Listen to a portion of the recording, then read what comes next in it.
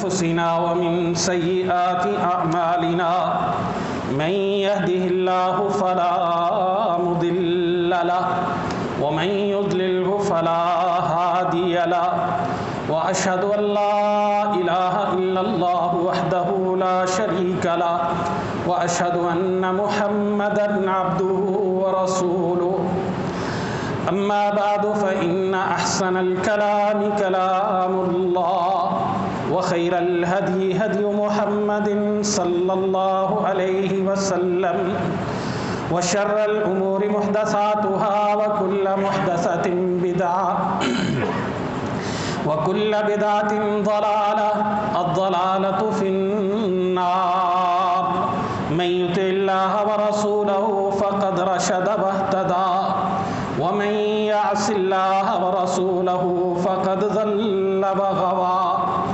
اللهم صل على محمد وعلى آل محمد كما صليت على إبراهيم وعلى آل إبراهيم إنك حميد مجيد اللهم بارك على محمد وعلى آل محمد كما باركت على إبراهيم وعلى آل إبراهيم إنك حميد مجيد رب اشرح لي صدري ويسر لي أمري واحلل عقدة من لساني يفقهوا قولي رب زدني علما اللهم إنا نسألك علما نافعا وعملا متقبلا ورزقا طيبا ودعاء مستجابا أما بعد فأعوذ بالله من الشيطان الرجيم بسم الله الرحمن الرحيم ما كان إبراهيم يهوديا ولا نصرانيا ولكن كان حنيفا مسلما وما كان من المشركين إن أولى الناس بإبراهيم للذين اتبعوه وهذا النبي والذين آمنوا والله ولي المؤمنين اللہ رب العزت کے سب سے زیادہ مقرب معزز اور محترم بندوں میں انبیاء علیہم الصلاۃ آتے ہیں۔ ان انبیاء کی جماعت میں وہ انبیاء جن کو کتاب اور نبوت سے نوازا جاتا ہے اور وہ رسول کہلواتے ہیں، ان کا مقام ان میں اونچا ہے۔ پھر انہی رسولوں میں سے جن کا ذکر قرآن حکیم میں ہوا وہ یقیناً بڑی شان والے ہیں، اور انہی میں سے پھر 5 انبیاء ایسے ہیں، 5 رسول ایسے ہیں جنہیں اولو العزم پیغمبر کہا گیا۔ ان کا مقام یقیناً ان سب سے اونچا ہے، اور وہ ہیں حضرت نوح علیہ السلام، حضرت ابراہیم علیہ السلام، حضرت موسیٰ علیہ السلام، حضرت عیسیٰ علیہ السلام، اور ختم الانبیاء حضرت محمد الرسول اللہ صلی اللہ علیہ وآلہ وسلم۔ تو ان 5 میں سے ایک حضرت ابراہیم علیہ السلام ہیں، جن کے بارے میں تاریخ ہمیں یہ بتلاتی ہے کہ آج سے 4000 سال تقریباً قبل اللہ کی طرف سے زمین پر اللہ کا پیغام لے کر آئے۔ اللہ رب العزت نے انہیں رشد و ہدایت سے نوازا، انہیں بڑے عظیم القابات کے ساتھ قرآن حکیم میں اللہ رب العزت نے پکارا ہے۔ قرآن حکیم میں جن انبیاء کا سب سے زیادہ تذکرہ ہوا ان میں سے دوسرے نمبر پر حضرت ابراہیم علیہ السلام کا ذکر ملتا ہے، کیونکہ سب سے زیادہ نام جن کا آیا ہے وہ حضرت موسیٰ علیہ السلام ہیں، اور ان کے بعد جن کا سب سے زیادہ نام 68 مرتبہ 68 بار ذکر ہوا ہے وہ حضرت ابراہیم علیہ السلام ہیں۔ اور قرآن حکیم میں انہی کے نام پر ایک سورہ بھی ہے، سورہ ابراہیم، اور انہی کے لیے اللہ رب العزت نے خاص احکامات نازل کیے کہ ہمیں ان کی پیروی کرنا ہے، چونکہ حضرت ابراہیم علیہ السلام اس وقت موجود تینوں آسمانی مذاہب جو سب سے بڑے مذاہب سمجھے جاتے ہیں، جن کے پاس اللہ کی طرف سے نازل کردہ کتابیں کسی نہ کسی حالت میں اور مسلمانوں کے پاس مکمل حالت میں موجود ہیں۔ پہلی امتوں میں جو کتابیں نازل ہوئیں اس میں سے کئی تو ناپید ہو گئیں، مرور زمانہ کا شکار، اور کئی موجود ہیں لیکن ان میں تحریف، تغیر و تبدل کر دیا گیا۔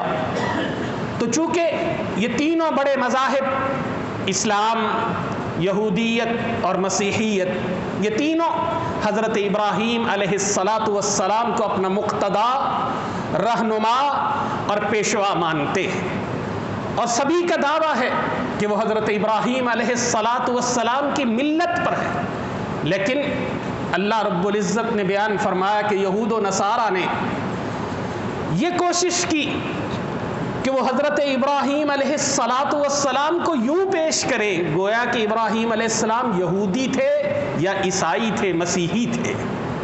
اللہ رب العزت نے سورہ آل عمران میں تفصیل سے بات کرنے کے بعد کہا ما کان ابراہیم یہودیا ولا نصرانیا۔ سن لو، ابراہیم علیہ السلام نہ یہودی تھے نہ نصرانی تھے، بلکہ کیا تھے؟ ولیکن کان حنیفا مسلما، بلکہ وہ کفر و شرک، گمراہی اور ضلالت سے منہ موڑ کر اسلام کو قبول کرنے والے مسلم تھے۔ وما كان من المشرکین، اور وہ مشرکوں میں سے ہرگز نہ تھے، کیونکہ یہودیت حضرت موسیٰ علیہ السلام کے بعد شروع ہوتی ہے، مسیحیت حضرت عیسیٰ علیہ السلام کے ماننے والوں کا مذہب ہے، حضرت ابراہیم علیہ السلام تو ان سے بہت پہلے گزر گئے۔ تو یہ کیسے ہو سکتا ہے کہ یہ دعویٰ کیا جائے کہ ابراہیم علیہ السلام یہودی یا مسیحی تھے؟ اس لیے ساتھ اللہ نے اعلان کیا ان اول الناس بابراہیم، ابراہیم علیہ السلام سے گہرا تعلق کس کا ہے؟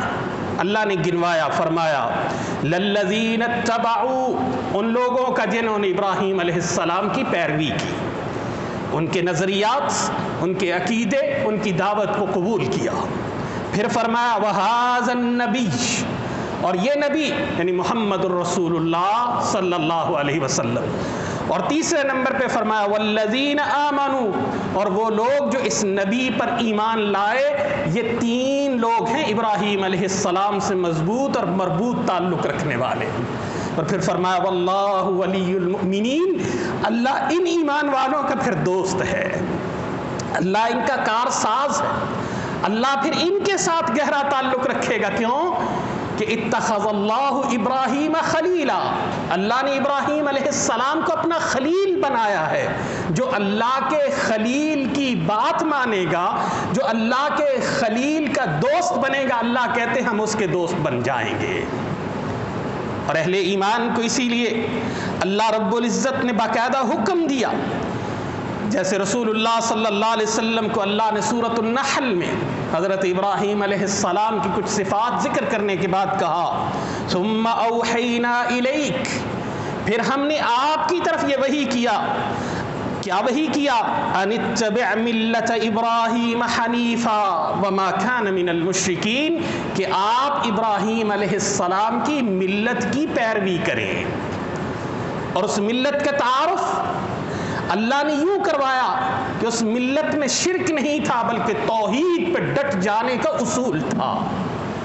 اس ملت میں شرک کے معاملے میں ذرہ بھی کوتاہی اور ہچکچاہٹ نہ تھی، اور توحید کے ساتھ ایک مضبوط، گہرا اور بہت ہی مربوط تعلق تھا۔ اس لیے آگے ہم دیکھتے ہیں سورۃ الممتحنہ میں اللہ رب العزت نے باقاعدہ کہا قد کانت لکم اسوۃ حسنۃ فی ابراہیم، تمہارے لیے بہترین نمونہ ہے ابراہیم علیہ السلام کی ذات میں، والذین معہ، اور ان لوگوں کی ذات میں جو ان کے ساتھ تھے۔ جیسے دیکھیے حضرت اسحاق علیہ السلام ان کے بیٹے، حضرت اسماعیل علیہ السلام ان کے بیٹے، ان کی بیویاں حضرت سارہ علیہ السلام، اور اسی طرح حضرت ابراہیم علیہ السلام پر ایمان لانے والے، اور حضرت ہاجرہ دوسری بیوی، ان ساروں کے بارے میں اللہ نے کہا کہ ان کی ذات میں تمہارے لیے بہترین نمونہ ہے کہ تم نے شرک کے مقابلے میں توحید پر ڈٹنا ہے۔ اب دیکھتے ہیں کہ عام طور پر جب چونکہ عید الاضحیٰ کا موقع آتا ہے تو عید الاضحیٰ کے موقع پر ہم اس قربانی کو یاد کرتے ہیں، اسی یاد کو تازہ کرتے ہوئے قربانیاں بھی پیش کرتے ہیں جو حضرت ابراہیم علیہ السلام نے اللہ کی بارگاہ میں پیش کی۔ تو کیا کمال قربانی پیش کرنے والے تھے حضرت ابراہیم علیہ السلام۔ آپ ان کی زندگی میں قربانیاں ہی قربانیاں دیکھیں گے، قربانیوں سے بھرپور تاریخ ہے۔ دیکھیے سب سے پہلی قربانی کیا دے رہے ہیں، ذرا سا جوان ہوئے، اللہ کہتے ہیں ہم نے ان کو رشد و ہدایت سے نوازا تو باپ کو سمجھانے لگے کہ اے میرے والد گرامی، آپ یہ بتوں کی پوجا کیوں کر رہے ہو، رب کی پوجا کیوں نہیں کرتے، اللہ کو کیوں نہیں مانتے۔ باپ ڈٹ گیا، باپ نے حضرت ابراہیم علیہ السلام کی بات ماننے کی بجائے دوسرا راستہ اختیار کیا۔ ابراہیم علیہ السلام کے ساتھ سختی بھی کی، ابراہیم علیہ السلام کے دلائل کا رد بھی کرنے کی کوشش کی، اور پھر اگلے موقع پر اپنی قوم کے ساتھ کھڑا ہو کر ابراہیم علیہ السلام کو سخت سے سخت سزا دینے کی بھی کوشش کی۔ لیکن ابراہیم علیہ السلام نے توحید کی خاطر باپ کی قربانی دے دی، لیکن توحید پہ کمپرومائز نہیں کیا۔ کسی بھی بیٹے کو اپنا باپ بہت عزیز ہوتا ہے، بالخصوص اس عمر میں جس عمر میں وہ باپ کا محتاج ہوتا ہے، اور اس معاشرے میں دیکھیں تو خاندان سے باہر نکلنا بڑا مشکل کام تھا، لیکن حضرت ابراہیم علیہ السلام باپ کے ساتھ نہ گستاخی کرتے ہیں، نہ سخت بات کرتے ہیں، نہ باپ کے ساتھ الجھتے ہیں، ہاں اپنی توحید پر قائم رہتے ہیں۔ یہاں توحید والوں کے لیے ایک نقطہ ہے، بعض لوگ اللہ ان کو اگر توحید کی توفیق دے دے تو وہ بد اخلاق ہو جاتے ہیں۔ یہ توحید کا درس نہیں ہے، توحید تو ادب سکھاتی ہے، توحید تو سلیقہ سکھاتی ہے، توحید تو اخلاق پہ چلنے والا بناتی ہے۔ یہ نہیں ہے کہ توحید انسان کو کریلے کی طرح کڑوا کر دیتی، ہرگز نہیں۔ حضرت ابراہیم علیہ السلام کا باپ بتوں کا پجاری ہی نہیں، بتوں کا سوداگر ہے۔ وہ باپ بتوں کا سوداگر ہی نہیں بلکہ بتوں کی ترویج کرنے والا ہے اور بت فروشوں کو ہر طرح سے مدد مہیا کرنے والا ہے۔ لیکن اس کے باوجود قرآن حکیم حضرت ابراہیم علیہ السلام کے اسلوب کو بیان کرتا ہے کہ ابراہیم علیہ السلام باپ سے ادب میں کس طرح بات کرتے ہیں، یا ابتی یا ابتی یا ابتی، اے میرے پیارے ابا جان، اے میرے ابا جی، اے میرے والد محترم۔ گویا کہ کسی کی رائے سے اختلاف کا قطعاً یہ مفہوم نہیں ہے کہ آپ بے ادبی کریں، آپ سخت زبان استعمال کریں، نہیں، آپ دلائل کی زبان استعمال کیجئے، اخلاق کی زبان استعمال کیجئے۔ تو حضرت ابراہیم علیہ السلام پہلی قربانی باپ کی دیتے، پھر اس کے بعد دوسری قربانی قوم کی دیتے ہیں کہ اب قوم ساری کی ساری ابراہیم علیہ السلام جہاں گزرتے ہیں، اٹھتے ہیں، بیٹھتے ہیں، ان کے بتوں کے بارے میں بات کرتے ہیں، ان کو سمجھاتے ہیں۔ اور پھر قرآن حکیم نے ان کا لمبا واقعہ ذکر کیا کہ جب ستاروں کو دیکھ کر کہتے اچھا ان کو خدا مان لیتا ہوں، کہا یہ تو ڈوب جاتے ہیں، ڈوب جانے والا خدا نہیں ہو سکتا۔ چاند کو دیکھا، کہا اس کو منا لیتا ہوں، کہا یہ بھی ڈوب جاتا ہے، غروب ہو جاتا ہے، اس کو خدا کیسے مان سکتا ہوں۔ پھر سورج کو دیکھا، کہا یہ سب سے بڑا ہے، میں اس کو خدا مان لیتا ہوں، لیکن سورج بھی جب شام کو غروب ہو جاتا ہے تو کہتے غروب ہونے والا رب نہیں ہو سکتا۔ پھر اعلان برات کرتے ہیں، قوم کو جا بجا سمجھاتے ہیں، لیکن قوم کے ساتھ بھی کیا کرتے ہیں؟ جرأت ہے، بہادری ہے، اپنے دلائل پیش کرتے ہیں، لیکن قوم کے ساتھ بھی گالی گلوچ نہیں کرتے۔ جیسے آج ہم دیکھتے ہیں کہ بعض لوگ بظاہر اپنے آپ کو مصلح قرار دیتے ہیں، لیکن قوم کو گالیاں دے رہے ہوتے ہیں، ان کی زبانوں سے گالیاں نکل رہی ہوتی ہیں، یہ مصلح نہیں ہو سکتے۔ حضرت ابراہیم علیہ السلام قوم سے دلائل کی زبان میں بات کرتے ہیں۔ ہاں، ایک موقع آتا ہے کہ جب ابراہیم علیہ السلام کو لگتا ہے کہ اب دلائل کھول دینے چاہیے، جب قوم نے بار بار زج کرنے کی کوشش کی تو کیا کہتے ہیں؟ تاللہ، اللہ کی قسم اٹھا کر کہتے ہیں کہ میں تمہارے ان بتوں کو توڑ کر تمہارے سامنے دلائل کھول کے رکھ دوں گا۔ وہ اپنے میلے کے لیے، اپنی کسی تقریب کے لیے نکلتے ہیں ابراہیم علیہ السلام۔ یہ سارے واقعات قرآن حکیم تفصیل سے ذکر کرتا ہے۔ ابراہیم علیہ السلام پیچھے سے جب قوم چلی جاتی ہے کہتے ہیں میں نہیں جاؤں گا، میری طبیعت ٹھیک نہیں۔ اور واقعتاً دیکھا جائے تو ایک موحد مومن کے ضمیر پر سب سے بڑا بوجھ یہ ہوتا ہے جب اس کے سامنے اللہ کو چھوڑ کر کسی اور کی عبادت کی جائے گی۔ تو ابراہیم علیہ السلام پیچھے سے بت خانے میں لگے تمام چھوٹے بتوں کو توڑ دیتے ہیں اور بڑے بت کو چھوڑ دیتے ہیں۔ قوم واپس آ کے دیکھتی ہے اپنے بتوں کا حال تو کہتی ہے دیکھو، ڈھونڈو کس نے توڑا ہے ان کو، کس نے یہ گستاخی کی۔ تو قوم کہنے لگی ایک نوجوان کے بارے میں سنا ہے، سمعنا فتى يذكرهم يقال له ابراہیم، ایک نوجوان کے بارے میں سنا ہے، ابراہیم اس کا نام ہے، وہ ان کے بارے میں اکثر باتیں کرتا رہتا ہے، یہ اسی کا کام ہو سکتا ہے۔ اور پھر سب کہنے لگے فأتوا به على اعین الناس، لوگوں کے سامنے ان کو لاؤ، ہم ان سے پوچھتے ہیں۔ اور ابراہیم علیہ السلام تو یہی موقع ڈھونڈ رہے تھے، وہ تو اسی موقع کی تلاش میں تھے۔ جیسے موسیٰ علیہ السلام کے ساتھ فرعون کا مکالمہ آتا ہے نا، تو موسیٰ علیہ السلام تو چاہتے تھے کہ فرعون اپنی ساری قوم کو اکٹھا کرے تو پھر میں توحید ان کے سامنے واضح کروں۔ اسی طرح ابراہیم علیہ السلام نے چاہا کہ یہ لوگوں کو اکٹھا کریں، پھر مجھے بلائیں، پھر میں ان کو بتاؤں توحید کے تقاضے کیا ہیں۔ ابراہیم علیہ السلام کو بلایا گیا، پوچھا گیا انت فعلت ھذا، کہ آپ نے یہ کیا ہے؟ حضرت ابراہیم علیہ السلام کہتے ہیں یہ جو بڑا بت ہے جس کو تم حاجت روا بھی مانتے ہو، مشکل کشا بھی مانتے ہو، جس کی منتیں بھی مانتے ہو، اس سے پوچھو نا، اس سے پوچھو نا کہ کس نے توڑا ہے، کیوں توڑا ہے۔ خدا تو وہ ہوتا ہے جو دوسروں کا دفاع کر سکتا ہے، یہ کیسا خدا ہے، یہ کیسے معبود ہیں، یہ کیسے رب ہیں جو خود اپنی حفاظت نہیں کر سکے۔ تو اللہ کہتے ہیں انہوں نے اپنے سر جھکا لیے، کہنے لگے اے ابراہیم تجھے تو پتا ہے یہ بولتے نہیں ہیں۔ کہا وہ رب کیسے ہو گیا جو بول نہیں سکتا، وہ رب کیسے ہو گیا، وہ مشکل کشا حاجت روا کیسے ہو گیا جو نہ اپنا دفاع کر سکتا ہے، نہ کھا سکتا ہے، نہ پی سکتا ہے۔ یعنی انہوں نے تو انسانی شکلیں یا اس کے قریب قریب کی شکلیں بنا رکھی تھی۔ جو اپنی ضرورتیں پوری نہیں کر سکتا، اپنا دفاع نہیں کر سکتا، اس سے تم مانگتے ہو؟ اس سے تو کہیں طاقتور ہے انسان، تم اس کو چھوڑ کر بتوں کو پوج رہے ہو، جبکہ رب تو ان سب چیزوں سے بالا ہے، رب تو ان سب چیزوں سے زیادہ قدرت رکھنے والا ہے۔ کبھی رب کی قدرت کے ساتھ لڑ کے دیکھو، لڑ سکتے ہو؟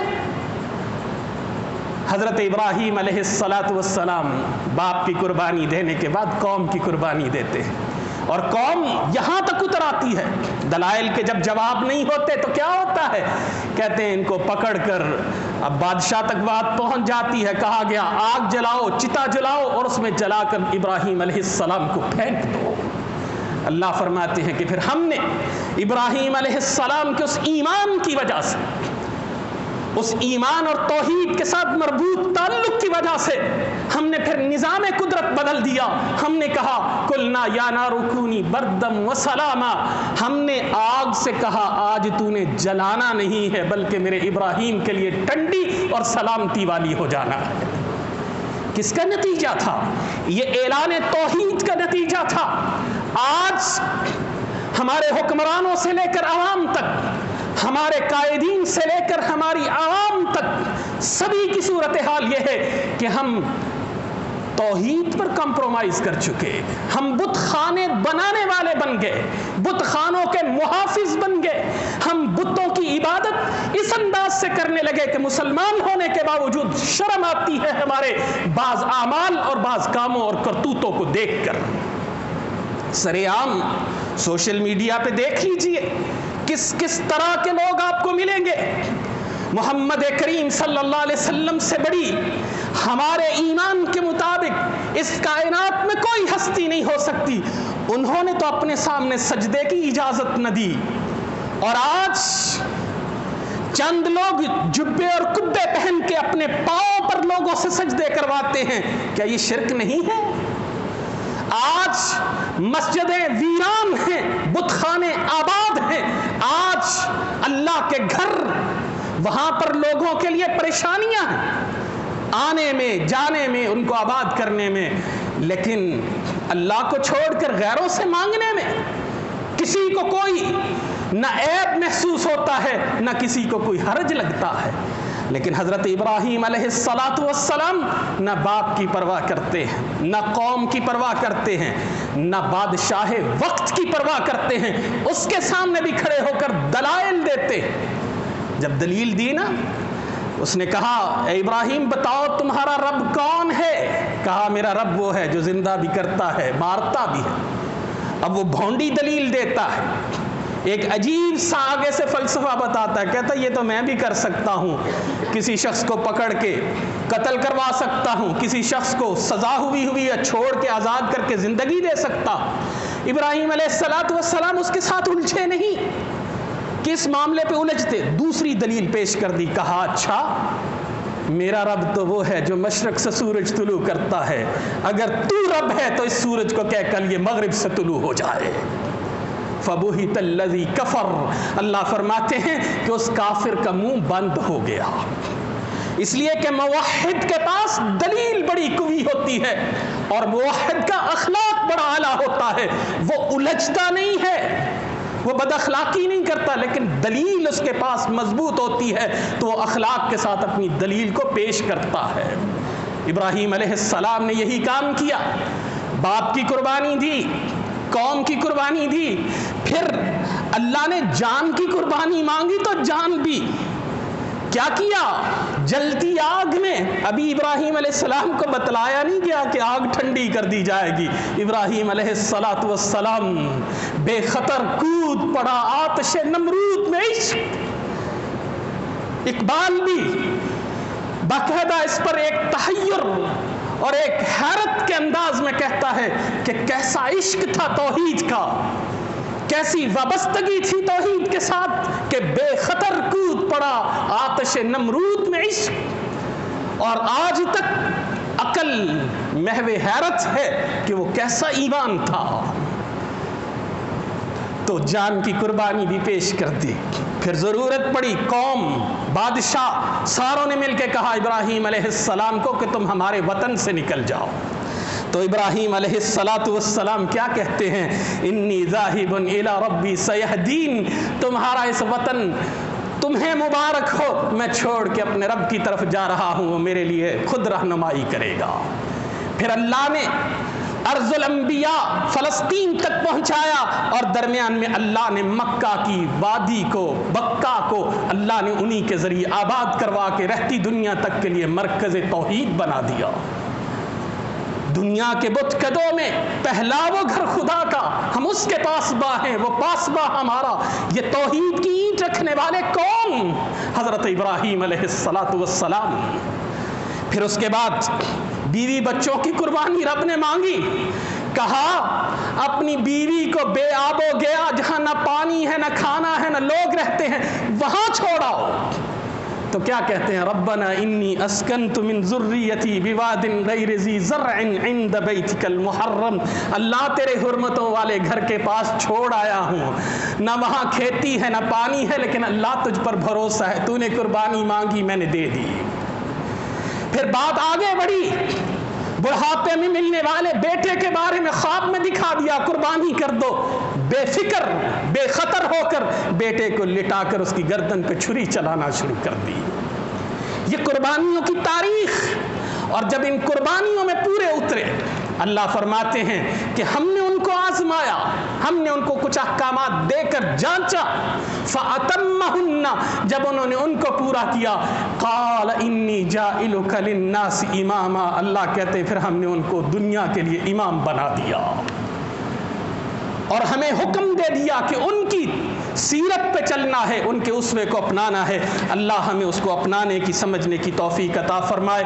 آخری ایام ذوالحجہ کے ابتدائی ایام شروع ہو چکے، ان میں زیادہ سے زیادہ عبادات کیجئے۔ جو قربانی کا ارادہ رکھتے ہیں وہ اپنے ناخن اور بال اب سے لے کر قربانی کرنے تک نہ کٹوائیں، زیادہ سے زیادہ ان ایام میں صدقہ کیجئے، روزے رکھیے، قرآن کی تلاوت کیجئے، ذکر کیجئے، تکبیرات پڑھیے، لوگوں کے ساتھ نیکی اور حسن سلوک کیجئے۔ اللہ تعالی ہم سب کو توفیق عطا فرمائے۔